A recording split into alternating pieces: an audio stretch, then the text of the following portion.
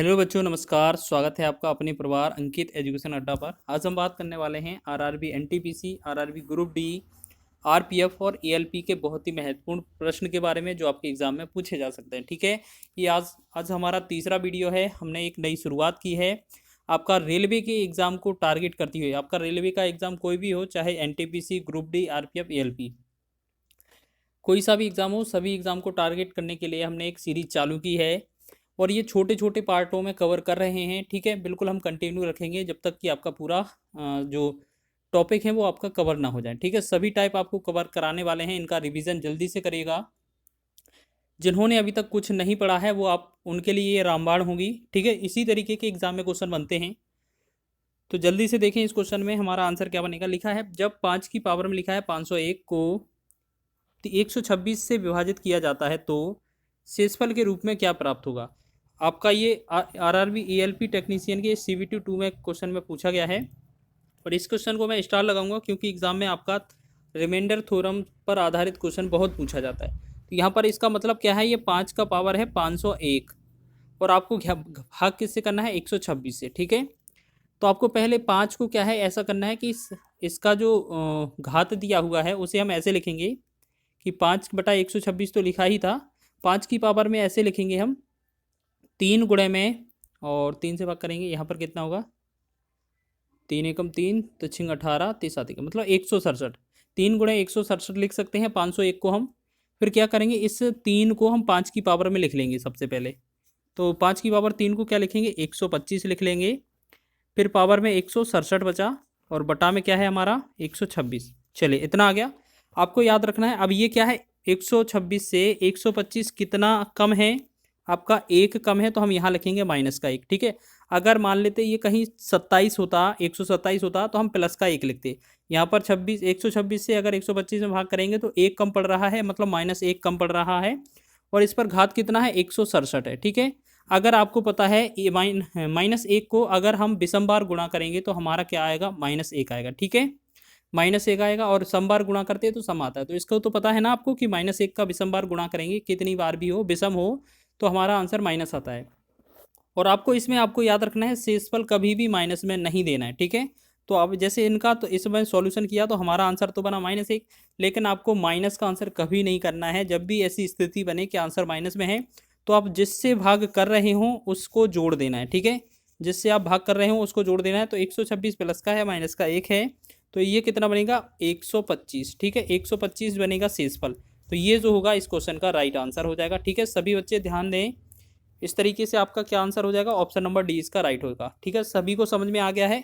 इसी तरीके से आप कवर करिए, बहुत ही कम समय में ये आंसर हो जाएगा। चलिए आगे बढ़ेंगे अगले क्वेश्चन की ओर। लिखा है अगला क्वेश्चन, चलिए देखेंगे। n एक पूर्ण संख्या है जिसे जब 6 से विभाजित किया जाता है तो 4 शेष बचता है। यदि 2n को 6 से विभाजित किया जाए तो शेष क्या बचेगा। ठीक है, तो ये भी हमारा उसी तरीके का क्वेश्चन है थोड़ा। ठीक है, इसे जूम कर लेते हैं क्वेश्चन को। चलिए यहाँ पर ठीक है दिया गया है इस तरीके का क्वेश्चन। तो आप कैसे करेंगे, जैसे मान लेते हैं कभी भी जिससे भाग दिया जाए और जो शेषफल बचे उनको जोड़ दिया जाता है। 6 और 4 को जोड़ देंगे तो मान लेते हैं 6 और 4 को अगर हम जोड़ देते हैं तो ये जो बनेगा हमारा नंबर बन जाएगा, यानी कि ये हमारी संख्या बन जाएगी। ठीक है, 10 बन गया। अब बोला है इसमें 10 में 2 का गुणा करना है, यानी कि अगर हम ये हमारा जो है n बराबर 10 बन गया, क्योंकि हमेशा याद रखना जिससे भाग करेंगे और जो शेषफल आएगा उन दोनों को जोड़ा जाता है तो वो हमारा संख्या बन जाती है। ठीक है, ये हमारी n एक पूर्ण संख्या बन गई। अब इसमें बोला गया है इसको 2n करना है। 2n करेंगे मतलब इसमें 2n क्या हो जाएगा, n का मान 10 है तो 2n का मान क्या हो जाएगा, 20 हो जाएगा। अब बोला है 20 को अगर हम 6 से विभाजित करेंगे तो क्या आएगा, शेषफल क्या आएगा। देखिएगा आप साइड से भाग करके देख लेते हैं। 6 × 18 हो जाएगा और यहाँ पर 2 शेषफल रहेगा। आपसे शेषफल पूछा है तो कितना शेष आएगा, 2 शेष आएगा। ठीक है, यहाँ भागफल से कोई मतलब नहीं है, हमें सिर्फ शेष देखना है, शेषफल ही हमसे पूछा है। तो इसका जो राइट आंसर है ऑप्शन नंबर सी इसका राइट हो जाएगा। ठीक है, सभी को समझ में आ गया है। इस तरीके से क्वेश्चन बनाना है आपको। चलिए बढ़े अगले क्वेश्चन की ओर। चलिए देखते हैं, पहले हम तीसरा प्रश्न देखें। जल्दी से देखिएगा। यहाँ पर लिखा है यदि संख्या 4 7 2 3 3 6 1 में प्रत्येक सम अंक को 2 से विभाजित किया जाए और प्रत्येक विषम अंक में 2 जोड़ा जाए तो इस प्रकार बनी नई संख्या के सबसे बड़े और सबसे छोटे अंकों का योग ज्ञात कीजिए। इस क्वेश्चन को मैं इंपॉर्टेंट लगाता हूँ, इस क्वेश्चन को स्टार लगाता हूँ ये आपका ग्रुप डी के एग्जाम में पूछा गया है, ठीक है। इस तरीके का प्रश्न भी बन सकता है आपका, ठीक है। तो आपको करना क्या है इस तरीके का, पहले सबसे पहले संख्या लिखनी है 4 7 2 3 3 6 1, ठीक है। जितना सम संख्याएं दी हैं उन्हें तो सबसे पहले 2 से भाग करिए, पहला कंडीशन यही दिया गया है। पहला संख्या 4 सम है तो 2 से भाग करेंगे, ये फिर 2 मिला हमें, 2 से यहाँ पर भाग करेंगे, ठीक है। सबसे पहले क्या करना है, भाग करना है। तो 2 से भाग कर दिया, इस 2 में भी 2 से भाग कर दिया, इस 6 में भी 2 से भाग कर दिया, ठीक है। और फिर क्या करना है, जो और बाकी के विषम बच जाते हैं उनमें 2 जोड़ा जाए। अगर ये 7 है, इसमें 2 जोड़ेंगे तो ये 9 बन जाएगा, ठीक है। या ऐसे करें कि 2 जोड़ते हैं तो 7 यहाँ से अगर करेंगे तो ये 9 बनेगा। 2 इस 3 में जोड़ेंगे तो ये 5 बन जाएगा, इस 3 में जोड़ेंगे तो ये 5 बन जाएगा, इस 1 में जोड़ेंगे तो ये 3 बन जाएगा। हमने 2 2 जोड़ दिया। अब हमने देखा 4 में 2 का भाग दिया तो ये 2 बना था, फिर इसके बाद ये हमारा 9 आया था, ठीक है। फिर 2 से 2 में भाग किया था, 1 बना था, फिर 3 से ये 5 बना था, 5 आया था, फिर 5 आया था। और जब 2 से 6 में भाग किया था तो ये कितना हुआ था, 3 बना था, और इसका ये कि 3 बना था, ठीक है। तो ये अगर संख्या आ गई, इसमें हमसे बोला है सबसे बड़ा संख्या क्या है, सबसे बड़ा है 9, तो यहाँ पर लिखेंगे 9। और सबसे छोटा क्या है, इसमें सबसे छोटा है 2, सबसे छोटा है 9, सबसे छोटा क्या है 1 है यहाँ पर, ठीक है, 1 है यहाँ पर। अब 1 होगा, ठीक है। इन दोनों का क्या बोला है, अंकों का योग बताना है, इन दोनों का अंकों का योग। 9 और 1 जोड़ेंगे तो ये कितना बनेगा, 10। तो हमसे यही क्वेश्चन किया गया था कि इनका आंसर क्या बनेगा, 10। ऑप्शन नंबर 20 का राइट है, ठीक है। आपको इस तरीके का पैटर्न कर लेना है, बाकी आसान है ये क्वेश्चन, ठीक है। सभी को बना लेना है इस तरीके से, ठीक है। ग्रुप डी में ये पूछा गया क्वेश्चन है। आगे बढ़ते हैं नेक्स्ट प्रश्न की ओर। अगला प्रश्न देखेंगे,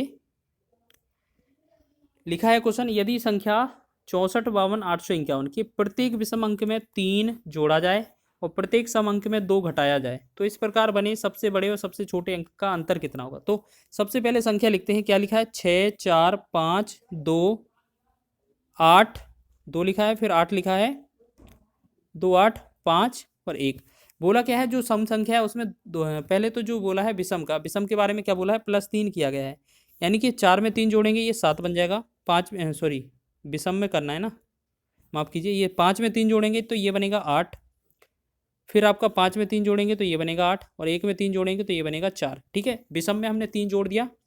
अब बोला गया है जो सम है उनमें 2 से भाग किया जाए, तो पहले वाले में 2 से भाग, दूसरे वाले में 2 से भाग करेंगे, यहाँ पर 2 में भाग करेंगे 2 से, 8 में भी 2 से भाग करेंगे, ठीक है। देखें तो 2 से 6 में भाग किया, 2 3 6 3 बना, 2 से 4 में भाग किया, 2 दूना 4 बना, फिर ये हमारा 8 लिखेंगे, फिर 2 से 2 में भाग किया, 1 बना, फिर 2 से 8 में भाग किया, 2 चौके 8 4 बना, फिर ये हम 8 लिखेंगे और ये 4 लिखेंगे, ठीक है।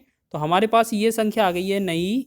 अब हमसे पूछा है सबसे बड़ा सबसे छोटा, सबसे बड़ा यहाँ पर 8 है, यहाँ 8 है, यानी कि बड़ा तो अंक 8 ही है, सबसे छोटा अंक 1 है, सबसे छोटा अंक 1 है, ठीक है। यही है ना, एक बार चेक कर लें जल्दी से। अच्छा क्या है, ये गलत हो गया क्वेश्चन, इसमें भाग करने के लिए नहीं बोला था, ठीक है ना। तो यहाँ पर माफ़ कीजिए, ये गलती से हमने भाग कर दिया, भाग के लिए क्वेश्चन में नहीं बोला था। एक बार जल्दी से देखेंगे, दोबारा करेंगे। यहाँ पर क्या है, चलिए यहाँ तो हो गया था ना, ये आपने सबसे पहले क्या किया, विषम अंक में 3 जोड़ना था, तो विषम में 3 अंक जोड़ दिया। फिर ये बोला गया था कि प्रत्येक सम अंक में से 2 घटाना था, सम में से 2 घटाएंगे। देखिए 6 में से 2 घटाएंगे 4 बनेगा, 4 में से 2 घटाएंगे तो 2 बनेगा, 2 में से 2 घटाएंगे तो 0 हो जाएगा, 8 में से 2 घटाएंगे तो 6 बनेगा, और बाकी ये संख्या है। अब ये संख्या बन गई, ठीक है ना। वो गलती से माफ़ कीजिए, हमने भाग समझ लिया था पिछले क्वेश्चन जैसा, ठीक है। अब यहाँ पर क्या है, हमारा सबसे बड़ा अंक 8 है, और सबसे छोटा अंक जो है वो क्या है, हमारा 0 है।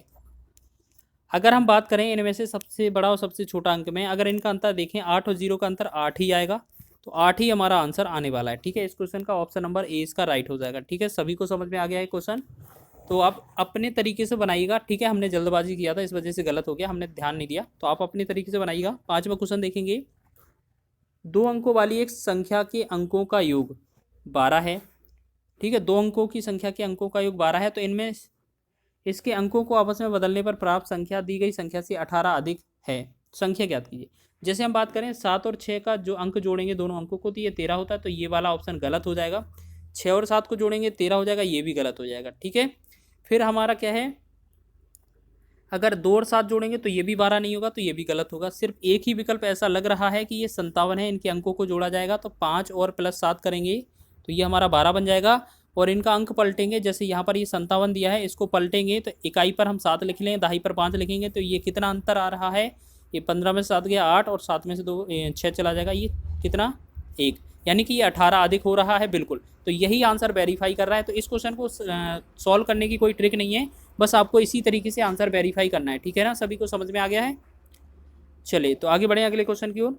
चलिए अगला क्वेश्चन देखेंगे, बेहतरीन क्वेश्चन है, एग्जाम में ये बेसिक पूछा गया है। दो क्रमागत संख्याएं ज्ञात कीजिए जिनमें पहली संख्या का 3 गुना दूसरी संख्या के 2 गुने से 5 अधिक है। तो हमने देखा पहली संख्या x है, दूसरी संख्या x प्लस 1 है। ठीक है, हमने देखा पहली संख्या x है, क्रमागत दूसरी संख्या x प्लस 1 है। बोला गया है पहली संख्या का 3 गुना, पहली संख्या का 3 गुना, तो पहले में 3 का गुना करेंगे, दूसरी संख्या के 2 गुने मतलब 2 का गुना करेंगे, से 5 अधिक है मतलब प्लस में 5 कर देंगे, इसके बीच में बराबर 0 लगा देंगे। ठीक है, तो हम इसे करेंगे 3x तो यहाँ हो ही जाएगा, बराबर 2 से गुणा किया 2x बना, प्लस का 2 एकम 2 बन जाएगा, प्लस का 5 बन जाएगा। ठीक है, अब ये 3x के पास 2x को लाएंगे तो ये बनेगा x, और यहाँ 2 और 5 क्या बन जाएगा 7। अब हमने देखा x का वैल्यू क्या आ जाएगा 7 आ जाएगा। ठीक है, तो अब हमसे क्या पूछा गया था कि जो संख्याएं हैं वो क्या हैं। पहली संख्या आपने x मानी थी तो x का वैल्यू आया है 7, तो 7 ही रहेगा। दूसरी संख्या आपने x प्लस 1 मानी थी, यानी कि 7 में अगर 1 प्लस करेंगे तो ये कितना बनेगा हमारा 8। तो हमारी जो संख्याएं हैं वो क्या 7 और 8 हो जाएंगी। ठीक है, तो ऑप्शन इसका कौन सा सही हो जाएगा, ऑप्शन नंबर सी इसका राइट है। इसका आंसर क्या होगा, ऑप्शन नंबर सी हो जाएगा। ठीक है, आगे बढ़ें अगले प्रश्न की ओर। आगे देखते हैं नेक्स्ट क्वेश्चन, 50 से छोटी अभाज्य संख्याओं की कुल संख्या ज्ञात कीजिए। ठीक है, आपको ये याद रखना है कि 50 से छोटी अभाज्य संख्याएं कितनी होती हैं। तो आपको याद रखना है 0 से लेकर, मतलब जहां से भी स्टार्ट होती हैं वहां से लेकर 50 तक की जो अभाज्य संख्या हैं आपको सीधा रट लेना है। इसका जो आंसर होगा वो 15 हो जाएगा। ठीक है, 15 अभाज्य संख्याएं होती हैं। अब देख लीजिए कौन कौन होती हैं। आप जिनसे फैक्टराइजेशन करते हैं, गुणनखंड करते हैं, वही होती है। जैसे 2 हो गया, 3 हो गया, 2 हो गया, 3 हो गया, फिर 5 7 11 13 17 19 23 हो जाएगा, 29 हो जाएगा। ठीक है, फिर यहाँ पर 31 हो जाएगा, 37 हो जाएगा, फिर यहाँ पर 41 हो जाएगा, 43 हो जाएगा, 47 हो जाएगा। ठीक है, तो यहाँ पर चेक करें कितना हो गया, 3 3 6 3 9 10 3 13 2 15। ठीक है, तो आपने देखा ये कितनी संख्या हो गई, 15 संख्याएं हो गई हैं। ठीक है, तो हमसे यही पूछा था छोटी अभाज्य संख्याएं कितनी है 50 तक, तो ये 15 अभाज्य संख्याएं होती हैं। सीधा रट लेना आप, एग्जाम में ये पूछी जाती हैं। ठीक है, ये ग्रुप डी के एग्जाम में पूछा गया है, तो ऑप्शन नंबर डी इसका राइट हो जाएगा। ठीक है, सभी को समझ में आ गया है। चलिए, जो बच्चे नए हैं इस वीडियो पर या हमारे चैनल पर नए हैं, तो बच्चे आप क्या करें कि आप चैनल को सब्सक्राइब कर लें, ताकि और बेल आइकन को प्रेस कर लें, ताकि जो इसका नोटिफिकेशन है वो आपको मिलता रहेगा। ठीक है।